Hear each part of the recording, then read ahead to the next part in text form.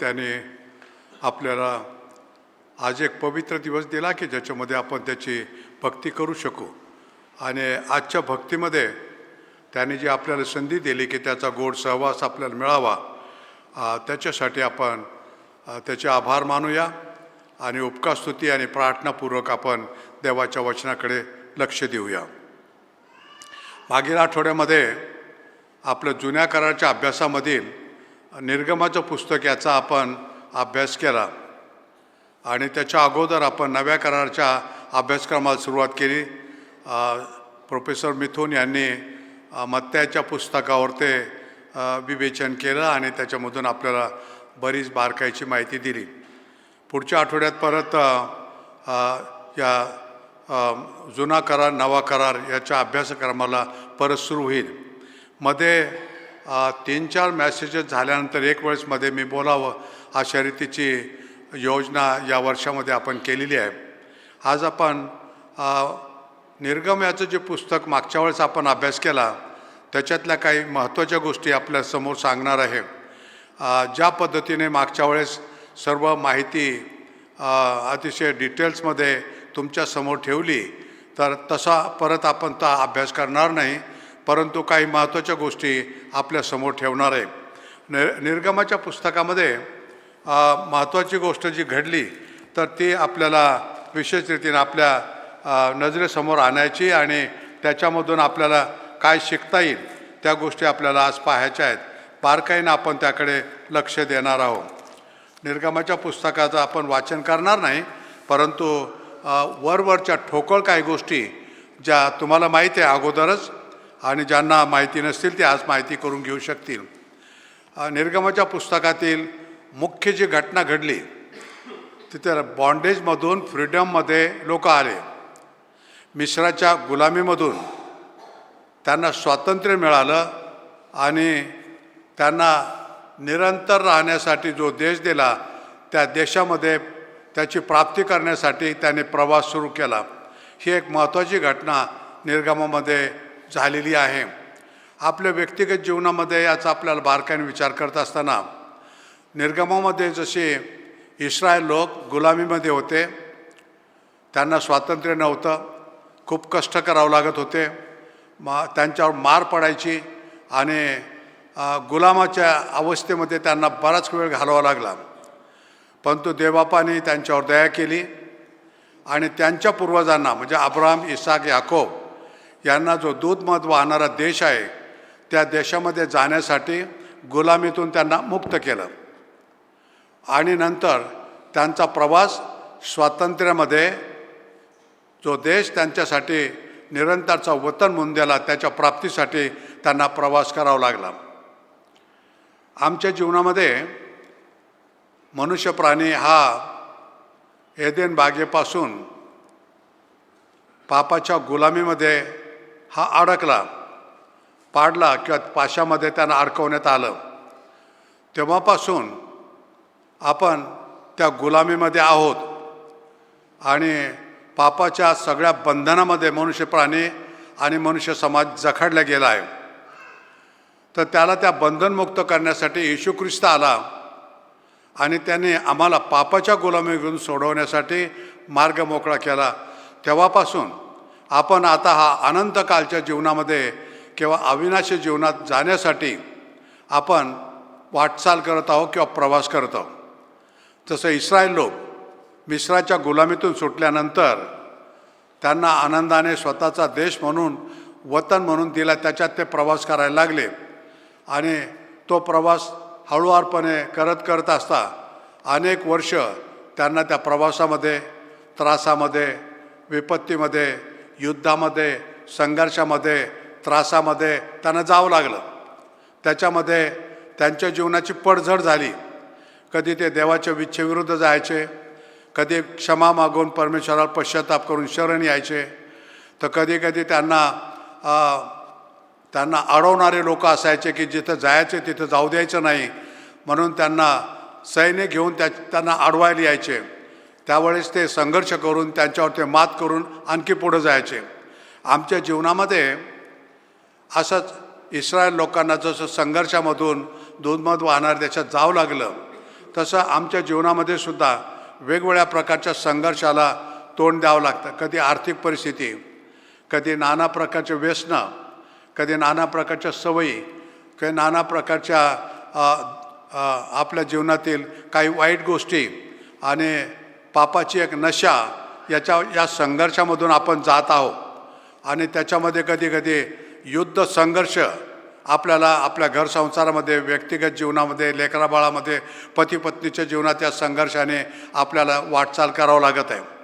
पण इस्रायल लोक प्रत्येक टप्प्यामध्ये हे विजय मिळवत त्यांना दूध आणि मध आणणारा जो देश आहे त्याच्यात जाण्यासाठी त्यांनी हमेशा आपली शक्ती पणाला लावली आणि आलेल्या प्रसंगावरती किंवा विरोधावरती विजय मिळवून ते पुढे गेले. आमच्या आध्यात्मिक जीवनामध्ये आम्ही व्यक्तिगत रूपाने, सामाजिक रूपाने, आपल्या कौटुंबिक रूपाने वाटचाल करत असताना जो आध्यात्मिक जीवनाचा संघर्ष आपल्याला करावा लागतो त्याच्यामध्ये आपल्याला विजय मिळून पुढे जर जाऊ शकलो तर मग आपला अनंतकालचा जो दिवस आहे किंवा अनंतकालचे आपलं जो निवासस्थान आहे त्याच्यामध्ये जाण्यासाठी एक एक टप्पा आपल्याला पुढं गाठावं लागणार आहे. आणि म्हणून या सर्व संघर्षामध्ये तुम्हाला आणि मला याची जाणीव ठेवली पाहिजे की मी सहज जीवन जगत नाही. माझ्यासमोर एक ध्येय आहे, एक विश्वासाने निरंतरच्या सुखामध्ये मला प्रवेश करायचा आहे. तो माझा दूध आणि मध वाहणारा देश आहे आणि त्याच्या प्राप्तीसाठी मला पवित्र जीवन माझं टिकून ठेवायचं आहे. पवित्र जीवनामध्ये वाटचाल करायची आहे. माझ्या देवाला प्रसन्न करणारं जीवन मला जगायचं आहे. आणि मग त्याच्या कृपेने आज नाही तर उद्या आपल्याला स्वर्गामध्ये म्हणजे अनंतकालच्या जीवनामध्ये सुख भोगण्यासाठी आपल्याला संधी मिळेल. तर ही जी अवस्था आहे, ही अवस्था तुमच्या जीवनात टिकवण्यासाठी दैनंदिन जीवनातली जो संघर्ष आहे त्याच्याकडे वाटचाल पाहिली पाहिजे आणि वाटचाल केली पाहिजे. म्हणजे तुम्हाला आणि मला या प्रत्येक जीवनाच्या वाटचालीमध्ये संघर्ष करावा लागला त्याच्यावरती विजय मिळवता आला पाहिजे. जसं दैनंदिन जीवनात पवित्र शास्त्र वाचणं, प्रार्थनामय जीवन जगणं, आपल्या जीवनात काही चुका झाल्या त्या दुरुस्त करणं, देवाला काय आवडत नाही ते आपल्या जीवनातून काढून टाकणं, शास्त्राच्या नियमामध्ये माझ्या दैनंदिन जीवनातील वाटचालीमध्ये काही चुकीच्या गोष्टी होत असतील तर त्या दुरुस्त करणं, हा माझा संघर्ष आहे.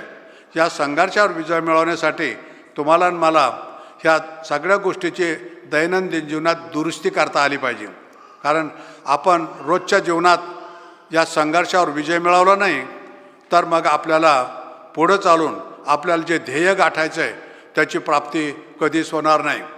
आणि दैनंदिन संघर्षामध्ये आपण विजयी झालो तो पुढचा येणारा दिवसाचा संघर्ष आपल्याला विजय होण्यासाठी डबल शक्ती देतो.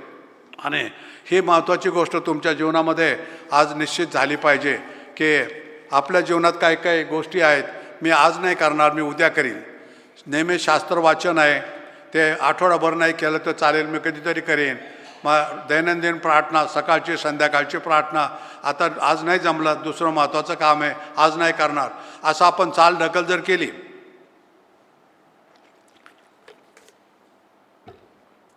तर शैतान त्याच्यामध्ये विजय होतो आणि तुम्हाला तो निस्तेज करतो, निराश करतो आणि चांगल्या गोष्टीकडे दुर्लक्ष करायला लावतो आणि वाईट गोष्टीमध्ये तुमची प्रवृत्ती तो निर्माण करतो. याच्यावर ते आम्हाला दैनंदिन जीवनामध्ये विजय मिळवता आला पाहिजे. इस्रायलच्या संघर्षामध्ये मिस्रामधून निघाल्यानंतर परमेश्वर त्यांच्यासाठी चमत्कार करत राहिला. त्यांच्या शक्तीने ते जे करत होते त्याच्यामध्ये देव साथ देत राहिला आणि त्यांचे प्रयत्न, त्यांचा प्रामाणिकपणा, त्यांचा पश्चाताप, त्यांना देवाला शरण येणं आणि त्याच्याबरोबर देवाची कृपा त्यांना प्राप्त होणं, ह्या गोष्टी संमिश्र रीतीने त्यांच्या जीवनात चालू होत्या. तसं आमच्या जीवनामध्ये सुद्धा जर आपण हे संमिश्र जीवन आहे किंवा देवबाप आमच्यावर आम्ही कधी आजारी पडलो तर आम्हाला बरं करतो, ही त्याची कृपा होते, चमत्कार होतो. आम्ही औषध पाणी घेतल्यानंतरही आम्ही बरं होऊ शकतो, परंतु देवाची कृपा आपल्याला मिळाली तर चांगलं आरोग्य आपल्याला मिळू शकतं. या संघर्षामध्ये आपण विजय मिळवण्यासाठी कोणत्याही प्रकारची टाळाटाळ न करता देवसहवासामध्ये, प्रार्थनामय जीवनामध्ये, शास्त्र वाचनामध्ये, देवाच्या दैवी ज्ञानामध्ये आपल्याला रोज चाललं पाहिजे. हा संघर्ष आहे आपला आणि याच्यामध्ये विजय मिळवण्यासाठी देवाची साथ आपल्याला मिळते.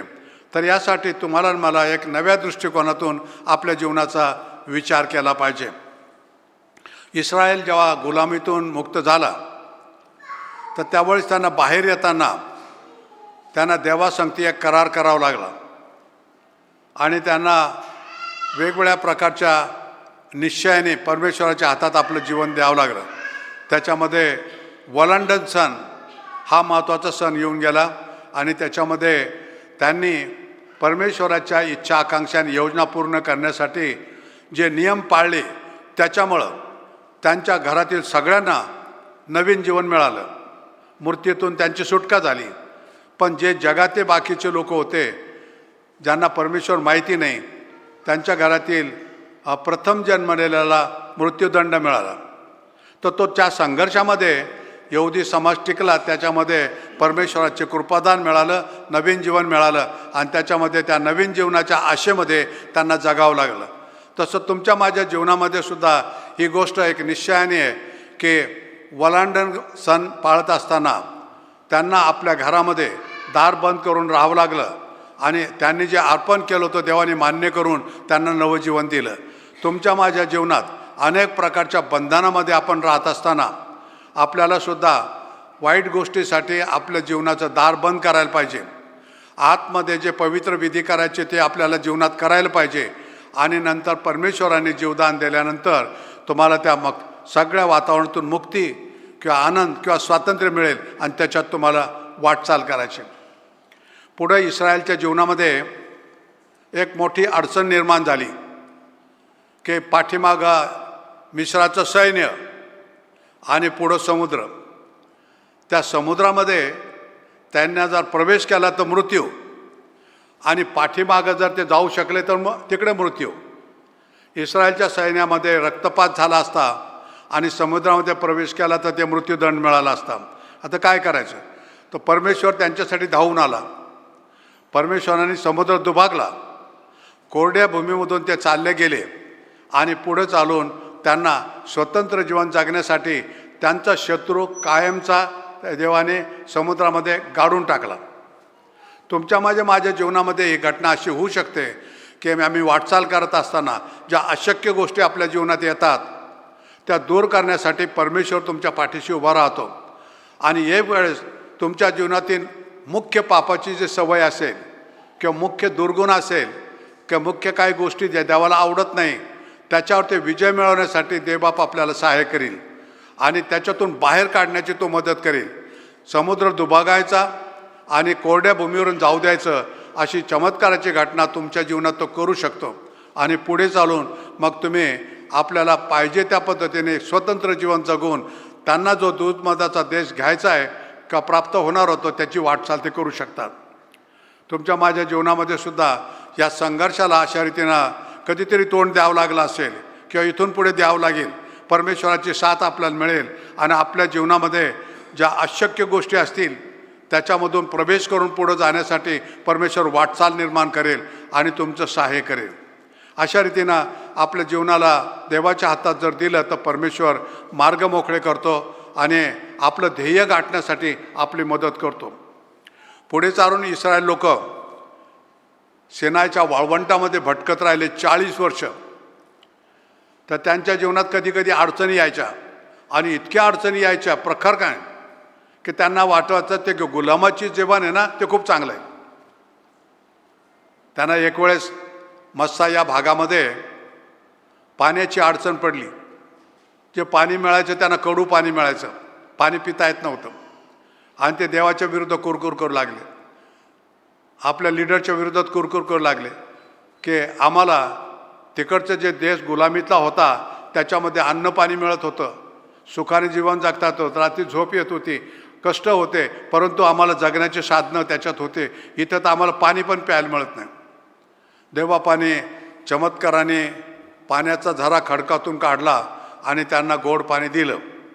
हा चमत्कार त्यांच्या जीवनात झाला. तुमच्या आणि माझ्या जीवनात हा एक संघर्ष येऊ शकतो की तुम्ही धार्मिक जीवन जगायला लागले, प्रार्थनामय जीवन जगायला लागले आणि त्याच्यानंतर अचानक अशी काही विपत्ती आली की तुमचं मन डामाडोल व्हायला लागतं की मी प्रार्थनाशील जीवन जगतो, धार्मिक जीवन जगतो आणि विपत्ती माझ्यावर आली, त्याच्यापेक्षा तर मी पहिलं तसं जीवन जगत होतो ते त्याच्यात या विपत्ती पण येत नव्हत्या. मी जगेक जीवनात होतो, मी पापात होतो, वाईट सवयीत होतो, वाईट संगतीत होतो, परंतु त्यावेळेस ह्या काय गोष्टी अडचणी येत नव्हत्या. मी आनंदाचं जीवन जगत होतो. परंतु आता मी ते वाईट जीवन सोडलं, चांगलं जीवन जगायला लागलो, तो विपत्तीला ग्रासायला लागलो. तर देवबाप अशा वेळेस तुमच्यावर येणाऱ्या विपत्तीचं निवारण करेल आणि तुम्हाला चांगलं जीवन जगण्याची मदत करेल. असा हा संघर्ष वाटचाल करत असताना, अनंतकालच्या जीवनाकडे जात असताना तुम्हाला करावंच लागणार आहे. पण विजय मिळवण्यासाठी धीर धरायचा, आध्यात्मिक जीवनात चालायचं, देवसहवासात चालायचं, प्रार्थनामय जीवनात चालायचं. ही एक चांगली सवय आपल्या जीवनात ठेवली तर संघर्षावर ते मात करण्यासाठी देवबापाचा आपल्याला सहाय्य मिळेल. आणि देवबाप तुमच्या आणि माझ्या जीवनामध्ये बऱ्याच काही चांगल्या गोष्टी करत आहे. आणि त्या करत असताना तुम्ही जर त्याची जाणीव ठेवली की देवबापाचे उपकार माझ्यावर कशासाठी होतात, माझ्या जीवन जगण्याचा उद्देश काय आहे, परमेश्वर माझ्याकडून कशाची अपेक्षा करतो, या गोष्टीचा सारासार विचार केला तर मग आपल्याला परमेश्वराची इच्छा पूर्ण करण्यासाठी वाटचाल करता येईल. पण आम्ही जगेक जीवनामध्ये जर रमलो, जगेक जीवनामध्ये बऱ्याच काही गोष्टी करू लागलो तर मग कदाचित परमेश्वरच्या कृपेचा आपल्याला विसर पडेल. जसं इस्रायलाच्या जीवनामध्ये त्यांना सेनाच्या वाळवंटामध्ये सगळं काय मिळत होतं, भरपूर देतात, पण त्यांना मांस खायला मिळत नव्हतं. आता 7-8 लाख लोक मांस, किती बकरे कापले ते कसं मांस मिळेल. पण कुरकुर करू लागले की मिस्रामध्ये आम्हाला ते मिळत होतं, इथं काहीच मिळत नाही. म्हणजे बाकीच्या सगळ्या गोष्टी विपुल असताना, कशाची उणीव नसताना फक्त मांसासाठी त्यांनी देवाच्या विरोधात कुरकुर केली. पण देवाने त्यांना रोज ओले नावाचे जे पक्षी आहेत ते रोज ते पाडायचं आणि किती पाहिजे तुम्हाला तेवढं मांस खायचं. 40 वर्षापर्यंत मुबलक त्यांना मांसाचा आहार त्यांना दिला आणि त्यांची इच्छा त्यांनी पूर्ण केली. तुमच्या माझ्या जीवनामध्ये अशा काही इच्छा आकांक्षा पूर्ण होत नाहीत तर आपण कधी कधी देवाला दोष देतो की बा हे सगळ्यात त्या घरामध्ये इतकं चांगलं आहे, त्या बहिणीच्या घरात इतक्या साड्या आहेत, त्या भावाच्या घरात इतक्या चांगले करमणुकी साधन आहे, माझ्याकडे काय नाही. अशा प्रकारच्या अडीअडचणीला आपण तोंड देत असताना आपल्याला वाटतं की आपल्या जीवनात चांगलं जीवन जगतो म्हणून या विपत्ती येतात आणि मला देवाचा आशीर्वाद मिळत नाही. पण तसं नाही. तुम्हाला जे दिले देवाने ते विपुल आहे, त्याच्यात तुम्ही जगू शकता. त्याच्याशिवाय तुम्हाला जास्तीच्या वस्तूची गरज नसते.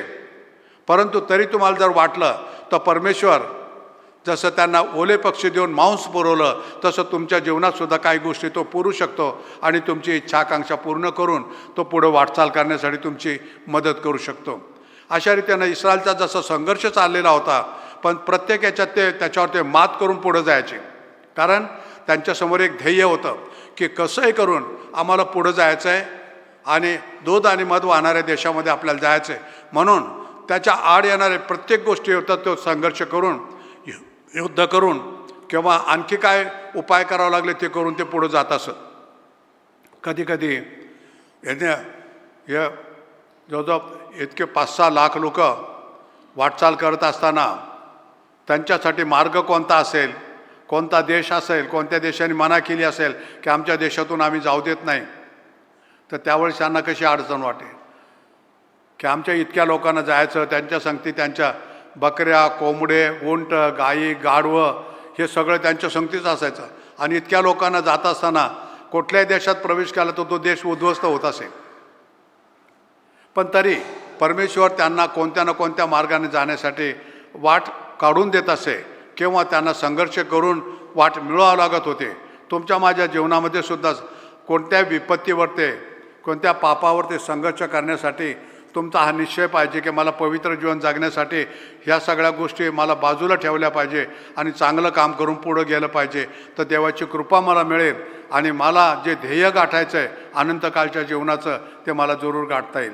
अशा प्रकारे हा एक देश आहे आणि तो प्राप्त करण्यासाठी ते संघर्ष करून पुढं चालत होते. तुम्हाला आणि माझासुद्धा आध्यात्मिक जीवनात स्वर्गाच्या प्राप्तीसाठी हा पापाच्या विरोधात संघर्ष करून पवित्र जीवन जगून तो देश तुम्हाला गाठायचा आहे. ती एक महत्त्वाची गोष्ट तुमच्या आणि माझ्या जीवनात झाली पाहिजे. निर्गमाच्या पुस्तकामध्ये आणखी एक महत्त्वाची गोष्ट झाली ती ही की निर्गमाच्या 20व्या अध्यायामध्ये देवाने इस्रायल लोकांना 10 आज्ञा दिल्या आणि ते जे धर्मशास्त्र दिलं त्यात आपलं पूर्ण बायबल हे 10 आज्ञावर ते आधारित आहे. म्हणजे बायबलची बेस या 10 आज्ञा आहेत आणि त्याच्यामध्ये ज्या ज्या काही महत्त्वाच्या गोष्टी दिल्या त्याच्याकडे आपण आता बारकाईने लक्ष लावणार आहोत. या निर्गमाच्या 20व्या अध्यायामध्ये काही गोष्टी मी तुम्हाला वाचून दाखवतो आणि नंतर मग माझा जो लहानसा संदेश आहे तो समाप्त होईल. त्याच्यात असं लिहिलं आहे, 3रं वचन आहे, निर्गम 20 वचन 3, माझ्यासमोर तुला अन्य देव नसावे.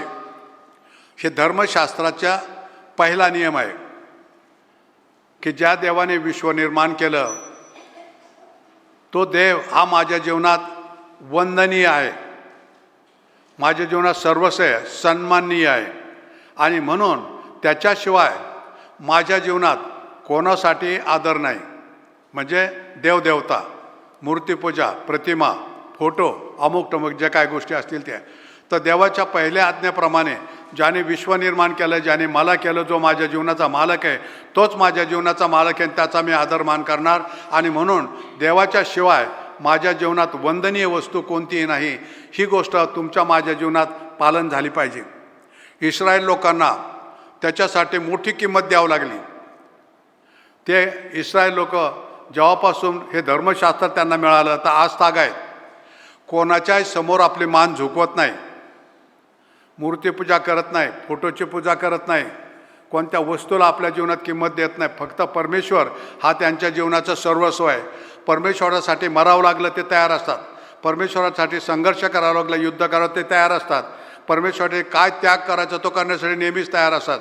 आणि ह्या सगळ्या गोष्टी त्यांच्या जीवनातून आपल्याला शिकायच्या आहेत की आपण देव माझ्या जीवनात वंदनीय आहे, त्याच्यापेक्षा माझ्या जीवनात कोणतीही वस्तू श्रेष्ठ नाही.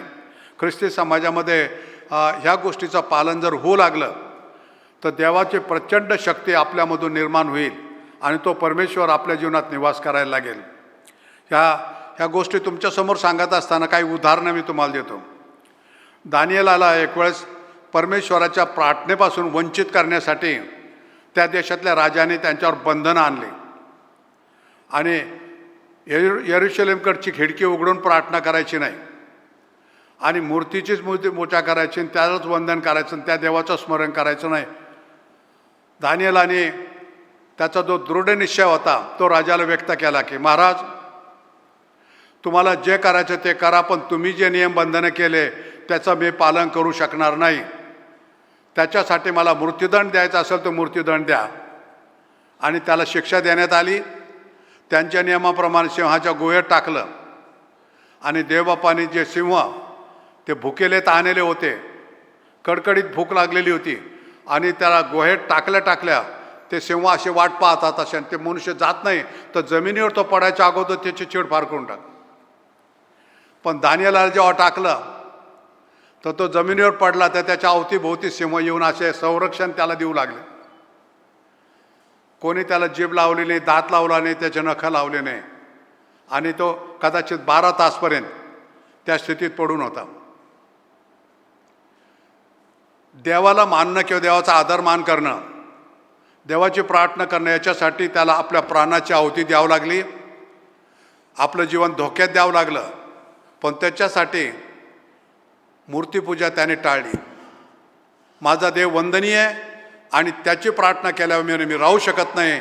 तुमच्या देशाचे काही नियम असतील, राजाचे काही नियम असतील, त्याच्यासाठी मला मृत्यूदंड दिला तरी माझ्या परमेश्वराच्या विरोधात मी जाणार नाही. ख्रिस्ती समाजामध्ये यहुदी लोकांनी आपल्या जीवनात देवाचा आदरमान करण्यासाठी जी प्रतिज्ञा केली तेव्हापासून आज तागायत तुमच्या आणि माझ्यासाठी एक शिकण्याचा धडा आहे की आमचा जो देव आहे तो जिवंत देव आहे आणि त्याचा आदरमान सर्व दृष्टिकोनातून आपल्या जीवनामध्ये झाला पाहिजे. ही पहिली आज्ञा, याच्यामध्ये आपण ते पाहिलेलं आहे. दुसरी आज्ञा त्याच्यात अशी लिहिली, आपल्यासाठी कोरीव मूर्ती करू नको, वर आकाशातील कशाची प्रतिमा करू नको, त्याच्या पाया पडू नको किंवा त्याची पूजा करू नको, कारण मी परमेश्वर तुझा देव ईर्ष्यावान देव आहे. जे मजशी विरोध करतात त्यांच्या मुलास तिसऱ्या चौथ्या पिढीपर्यंत वडिलाच्या अन्यायाबद्दल शासन करतो. आता याच्यामध्ये मूर्तिपूजा याचा कडक नियम परमेश्वर सांगितला. मूर्तिपूजा हे पाताळामध्ये, समुद्रामध्ये, जमिनीवरती, आकाशामध्ये कुठेही काय असेल तुमच्या माझ्यासाठी निषिद्ध आहे. ती गोष्ट तुम्हाला मला कधीही जीवनामध्ये करायची नाही. कारण मूर्ती असो, प्रतिमा असो, आणखी त्यांची सेवा करणं असो, त्यांच्याबद्दल आदरमान ठेवणं असतो, ह्या सगळ्या गोष्टी निषिद्ध आहेत. आणि धर्मशास्त्र ज्यांना दिलं त्यांनी त्याचं कडकडीत पालन आजवर त्या केलेलं आहे. तुम्हाला मला सुद्धा आपण याच्यावर विश्वास ठेवला तेव्हापासून या बंधनामध्ये आपण अडकलेलो आहोत. देवाच्या समक्षतेमध्ये कुठल्याही प्रकारची मूर्तीपूजा, व्यक्तिपूजा, धनाची पूजा किंवा आणखी लोभाची पूजा आपल्याला करता येत नाही. आमच्या जीवनात ज्या आदरणीय वस्तू आहेत, ज्या आकर्षण वस्तू आहेत, ज्या आम्हाला प्रिय वाटतात, त्या जर आमच्यासमोर मूर्तिपूजासारख्या देवाच्यांमध्ये आमच्यामध्ये अडचण निर्माण करत असतील तर ते आपल्यासाठी निषिद्ध आहे. ते आपल्याला करता येणार नाही. अशा प्रकारे ह्या वचनाच्या सिद्धांतामध्ये यहुदी समाज कडकडीत रीतीने पालन करून आज तागायत जगत आहे. तुम्ही आणि मी ह्या धर्मशास्त्राचं पालन करण्यासाठी आपल्या जीवनाला तर समर्पित करण्याची खूप आवश्यकता आहे. तिसरी एक वचनाची गोष्ट आहे, तुझा देव परमेश्वर याचे नाम व्यर्थ घेऊ नको, कारण जो परमेश्वर माझे नाम व्यर्थ घेईल त्यांची तो गय करणार नाही. याच्यामध्ये देवाचं नाव व्यर्थ घ्यायचं नाही. इस्रायल लोक त्याचं कडकडीत पालन करतात. म्हणजे त्याच्या नावाने शपथ घेणं, कोणाच्या नावाने शपथ घेणं, देवाचं नाव कोणत्या वेळेस आपलं कसंही घेत बसलं तर ते करायचं नाही. देवाचं नाव पवित्र आहे, वंदनीय आहे, आदर योग्य आहे, सन्मानास योग्य आहे. आणि म्हणून परमेश्वराच्या नावाचा कधी दुरुपयोग आहे. ते नेहमी तुमच्या आणि माझ्या जीवनात ते नाव पवित्र आहे आणि पवित्र जे शोभेल असा आदरमान आपल्याकडून त्या परमेश्वराला मिळाला पाहिजे. याची खूप गरज आहे. कारण ती भावना माझ्या मनात असली तर पवित्र जीवन जगण्यासाठी मला नवी प्रेरणा मिळते. आणि त्या पवित्र सहवासाशिवाय परमेश्वराचं पवित्र नावाचं जतन आपण करू शकणार नाही. पुढच्या आज्ञेमध्ये असं म्हटलेलं आहे, शब्बात दिवसाची आठवण ठेवून तो पवित्रपणे पाळ. हा जो रविवारचा दिवस आहे तर तो त्या लोकांना शब्बात म्हणजे एक पवित्र दिवस आहे, देवदर्शनाचा दिवस आहे, देवसहवासाचा दिवस आहे. दैनंदिन कामं बाजूला ठेवून फक्त परमेश्वराच्या सहवासामध्ये तो दिवस घालवायचा, याच्यासाठी विसाव्याचा दिवस म्हणून देवाने दिलेला आहे.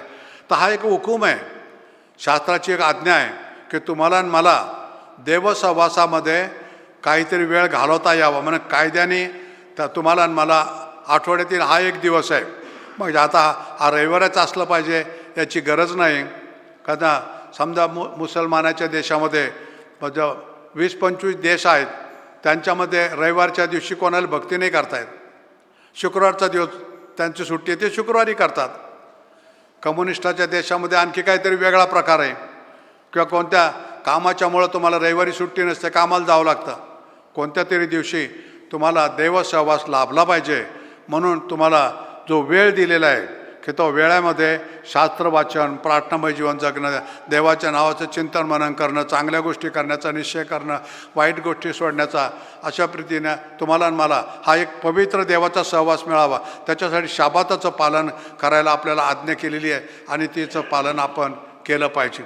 आणखी एक गोष्ट सांगून मी इथं बंद करणार आहे. त्याच्या पुढे असं लिहिलं आहे,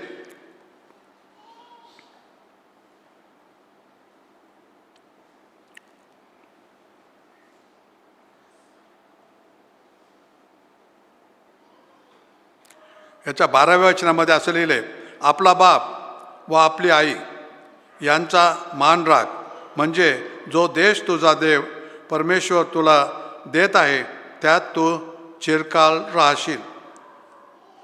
ज्या वतनाच्या प्राप्तीसाठी मायबापाचा सन्मान, मायबापाचा आदरमान करणं, याच्यामध्ये काय तथ्य आहे? तुम्ही समजा एखाद्या मायबापाचा काही काळजी घेत नाही, वयोवृद्धपणा त्यांची काळजी घेत नाही किंवा त्यांच्या इच्छा आकांक्षा पूर्ण करत नाही, अपमान करता, पण त्या देशाशी त्याचा काय संबंध आहे? परमेश्वराचे हे नियम अटी आहेत की चांगले दिवस तुम्हाला पाहायचे आहेत तर ज्यांनी तुम्हाला जन्म दिला ते देवाच्या जागे तुमच्यासाठी आहेत म्हणून त्यांचा सन्मान करायचा. आणि त्याच्यामुळं काय झालं की इस्रायल लोकांच्या जीवनामध्ये जे वयोवृद्ध पहिली पिढी, त्याचा सन्मान करणारी दुसरी पिढी, त्यांच्या 2 पिढ्याचा सन्मान करणारी तिसरी पिढी आणि या 3 पिढ्याचा सन्मान करणारी चौथी पिढी निर्माण व्हायची. म्हणजे ही चौथी पिढी निर्माण होत असताना एक वयोवृद्ध वडील त्या घरामध्ये 100 वर्षाचा झाला तर त्याचा सगळ्यात मोठा सन्मान, त्याच्यानंतर त्याच्या मुलाचा, मग त्याच्या मुलाचा, सगळ्यांचा सन्मान अशा रीतीने व्हायचा. आताच्या पिढीमध्ये कसं होतं आहे, वृद्ध लोक जर झाले तर त्यांच्याकडे दुर्लक्ष केलं जातं, त्यांना हवा तसा मान मिळत नाही आणि त्याच्यामुळं आपल्या इच्छाकांक्षा पूर्ण करण्यासाठी किंवा आपले एंटरटेनमेंटच्या कार्यक्रमामध्ये वयोवृद्ध लोकांना तुच्छ मानलं जातं किंवा त्यांच्याकडे लक्ष दिलं जात नाही. मी आता बरेच काय वृद्ध आश्रमाच्या बद्दलचा अभ्यास केला. त्याच्यामध्ये आपल्या देशामध्ये काही कलेक्टर लोक आहेत, काही डायरेक्टर आहेत, काही मोठे मोठे लोक आहेत. तर ते रिटायर झाल्यानंतर ते वृद्धाश्रमामध्ये दिवस घालतात. एका काळी एका जिल्ह्याचा तो मालक कलेक्टर आहे, पण आज तो रिटायर झाल्यानंतर 5-10 वर्षानंतर एका आश्रमामध्ये लाचारीच्या जीवनामध्ये जगत आहे. कारण काय की त्याच्या लेकरांना त्याच्याबद्दल आदर नाही, त्यांना आपल्या घरात ठेवायचं नाही, त्यांची सेवा करायची नाही, त्यांना अन्न पाणी द्यायचं नाही. आपल्या एंटरटेनमेंटसाठी आपण त्यांना कधी कधी घरात बंद करून आपण फिरायला जातो, पती पत्नी लेकरं बाळ, म्हातारा माणूस आपल्या घरात पडलेला आहे. तर ही जी भावना आहे आपल्या जीवनातले आशीर्वाद गमावणारी आहे. इस्रायलाच्या घराण्यात तसं कधीच होत नाही, आजही नाही होत. त्यांच्या घरात जो सगळ्यात मोठा वडील व्यक्ती असेल तिचा देवाच्या नंतर त्यांचा सन्मान आजही केला जातो आणि त्याचे आशीर्वाद त्या समाजाला जरूर मिळत राहतात. तर आईवडिलाचा सन्मान जे करू शकतात, कारण आईवडील आपल्याला दिसतात, आपण त्यांच्या संगती राहतो, तर ते देवाचा सन्मान करू शकतात. आणि ज्यांना आईवडिलाचा सन्मान नाही करतायत तर देव त्यांना दिसत नाही, तर त्या देवाचे ते सन्मान करू शकत नाही. आणि म्हणून जी दृश्य वस्तू तुमच्या समोर आहे, ज्याला तुम्ही प्रेम करू शकता, ज्यांच्या सुखदुःखात जाऊ शकता, ज्यांची सेवा करू शकता, ज्याच्या बदल्यात तुम्हाला काही मिळणार नाही, त्याला तुम्ही सगळं जीवन सर्वस्व देऊ शकता, ते लोक देवाचा आदरमान करू शकतात, देवावर विश्वास ठेवू शकतात, देवाला आदरणीय मानू शकतात, कारण ते आईवडिलाचा सन्मान करतात. म्हणजे आईवडिलाकडे दुर्लक्ष करणारा व्यक्ती देवाचा कधीच सन्मान नाही करू शकत, धर्मशास्त्राचा कधीच सन्मान नाही करू शकत.